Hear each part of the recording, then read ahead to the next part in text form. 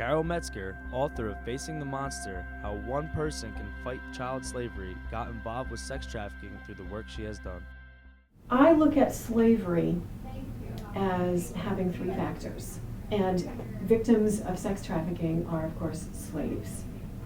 Slaves work unpaid, they're unable to leave, and they are subject to violence or threat, either to themselves or to someone they love. The Trafficking Victims Protection Act talks about the recruitment, harboring, transportation, provision, or obtaining of a person for the purpose of a commercial sex act, where such an act is induced by force, fraud, or coercion, or in which the person induced to perform such act has not attained 18 years of age.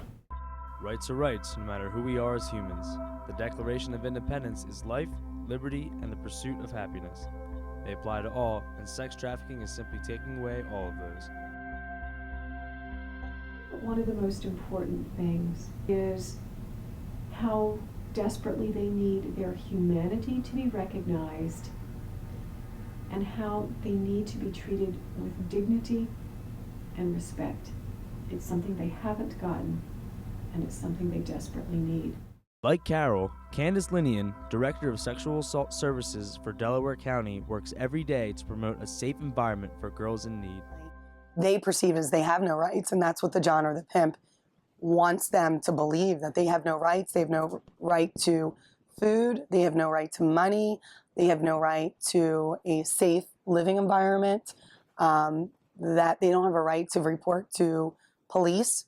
For some of these clients as well, the survivors of sex trafficking, they're immigrants. And so they also believe that they don't have the right to be in this country, document it. So a lot of them are undocumented. I think it just goes with how sexual assault itself denies someone their dignity. I mean, it's a violation in the most personal, intimate way. But with these folks, these individuals that are being sex trafficked, they're promised better lives. They're promised money so they could raise their families, so they can support themselves. And what in turn is happening is they are being raped on a daily basis, if not one, multiple times. And they are being forced to be put in situations that are extremely violent and dangerous. Sex trafficking is a $32 billion industry. This is an industry that is getting ready to surpass the illegal drug industry.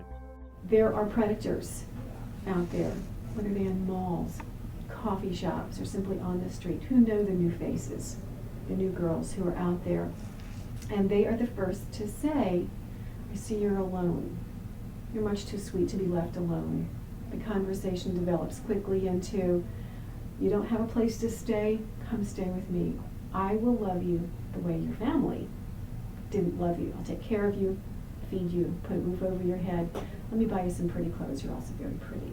But they're also being told that this is the only way that they can live a life, and that the pimp or the John is the person that will only care for them and take care of them. So I think in all aspects of denying someone their human rights, absolutely, that's what a victim of sex trafficking goes through. You know, now you're being asked to dance, exotic dancing. Maybe you're asked to strip, to pose for photographs, or you're being asked or being forced to work in a brothel. It goes very quickly from a situation where you're being told, I'll love you like you haven't been loved before, to a situation where you're working unpaid, you can't leave. How many times can you sell a drug? It can only be consumed once. A human can be sold over and over again. And this system of slavery as the starting point for what we as a society needs to do. What is our responsibility? We need to poke at each one of those systems. With victims, I think it's our responsibility. We need to protect folks from sexual abuse. Obviously, prevention is the best thing we can do. We need to begin to look at victims instead of as criminals. What a common myth of sex trafficking, of prostitution, is that this is a victimless crime. Those women want to do that. I'm here to tell you, women do not want to have sex. Men do not want to have sex. 20 to 25 strangers a day. You're exposed to pregnancy, terrible STDs, other health problems. There are women who have, been raped. They have had knives and guns held to them. They have had their heads stomped on. There's a lot of head trauma. Many of the survivors have scars under their hairline where they've been beaten and you can't see it. It's not a victimless crime. The average life of a woman who's being prostituted once she begins entry is 7 years. We need to be educated. We need to learn more about the crimes of human trafficking, sex trafficking, and modern slavery, so that we're now aware that this is a system and that we can fight it, that there are solutions. What can the public do to address this injustice?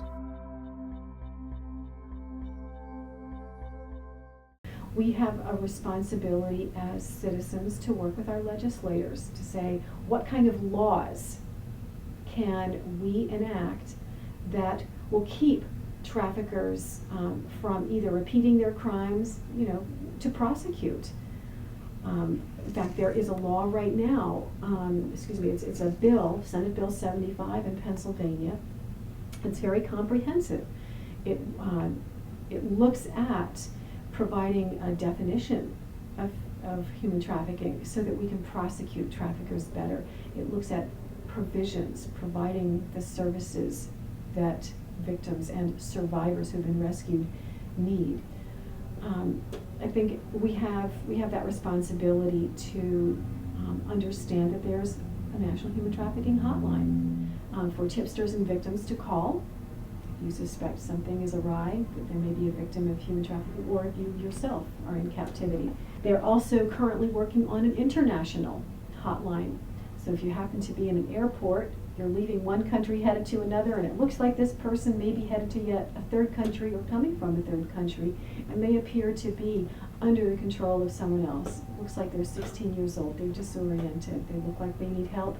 The national hotline to call is 1-888-373-7888 or text Be Free to 233733.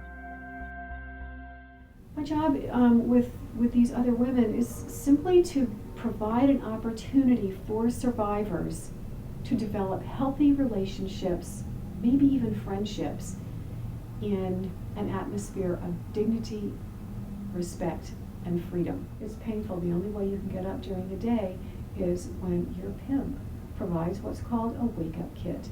And that is, he brings in the needle, the syringe, a pipe, and whatever your drug of choice is. Drugs are another way of keeping someone, and their addiction is another way of keeping someone enslaved. It's challenging because some of the women and girls come to you addicted, and so that's really difficult until they, get services to sober up or clean up. And as soon as we begin thinking of her as a victim who needs our help, instead of as a criminal who should be arrested for prostitution and chided, the sooner the attitudes are going to change that we give them the help that they need. The sooner we begin thinking more about projects like Project Dawn Court, which is rehabilitation instead of reincarceration. It's helping, it's finding more places like Dawn's Place that help women find, positive, brighter futures by giving them the help they need. We're really, really fortunate. We have one of the, we're in a county where we have very high reporting rate, we have a high conviction rate, and I think with the team approach, it makes it that much easier or smoother of a process for a victim. And that's our goal, that no victim should have to go through this alone. And so certainly we can't take away the trauma that they've endured, but we can provide to their life by making those phone calls for them, getting them resources, making the process a little bit smoother, and that's what our job. And also restoring dignity, giving back their control. So what we provide is crisis intervention. We have a 24-hour hotline. We have individual counseling, group counseling. We provide counseling to significant others because this issue just doesn't affect the individual, it affects their entire system, the community, the other family members involved. We have services that include medical accompaniment, which means what we actually go out to all of our 6 hospitals here in Delaware County. If a victim presents themselves into an emergency room for a forensic rape kit examination, we're called out so we can be there for that victim, as well as great mental health services and victim services. But what we're lacking is shelter and appropriate housing for these victims. It also affects our community on a local front, that it's happening right here in Delaware County, it's happening in Collingdale, it's happening in Radnor, it's happening everywhere. And so it's not young ladies that are necessarily foreign born. Certainly it's an international issue, but we're seeing it right here in Delaware County.